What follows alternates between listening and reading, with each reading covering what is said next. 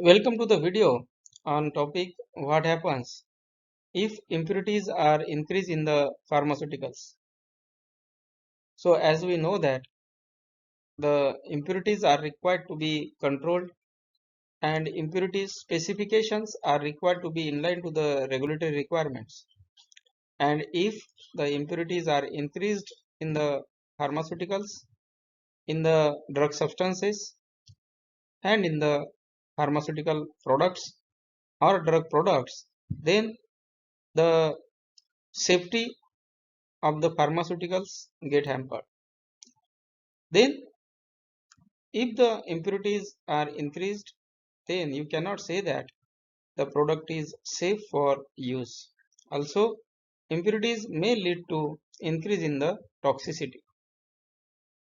Impurities are the unwanted chemicals that remain in the drug substance or drug product, or those get developed during the manufacturing and storage.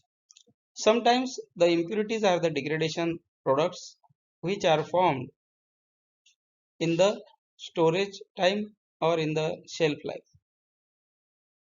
The impurities are critical because these affect the safety, quality, efficacy, and regulatory compliance. Impact on the patient safety. So impurities, if the impurities are increased, these affect the patient safety as these may lead to increased toxicity, allergic reactions, and unexpected pharmacological effects. Some impurities may be genotoxic or carcinogenic, like nitrosamines and heavy metal impurities. So these may cause toxicity and serious health risks. Allergic reactions. Even trace levels of certain impurities may trigger immune response in sensitive individuals. Unexpected pharmacological effects. Some impurities may have their own pharmacodynamic action, leading to side effects or interactions. That's why impurities impact the patient safety. Impact on drug efficacy. If impurities are increased beyond certain specific limit, these may reduce the potency and may alter the pharmacokinetics. So, presence of impurities reduces the actual amount of effective API in the dosage form. That means potency or label claim get hampered.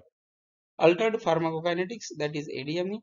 Impurities may interfere with how the drug is absorbed, metabolized, or eliminated during the therapeutic profile. Then impact on the drug quality and stability. If impurities are increased, these lead to reduced shelf life, formation of new degradation products, changes in the physical properties, and altered appearance or odor. Reduced shelf life, reactive impurities may speed up API degradation, and that's why, because of that API degradation, the shelf life can get reduced. Formation of new degradation products. Unstable impurities can chemically interact with the API, forming new harmful products. Changes in the physical properties. The increased impurities may affect solubility, crystallinity, compressibility, impacting the formulation performance. Altered appearance or odor. Certain impurities may result into change in the description or color, taste or smell, and that's why affect the overall physical and chemical stability. Because of this altered appearance and odor, the patient acceptability and compliance get hampered. Regulatory consequences of the increased impurities or increased levels of the impurities. First is failure to meet the specification. It may lead to product recalls and regulatory warnings and the penalties. Failure to meet the specifications. So batches exceeding the impurity levels are not approved or not released into the market.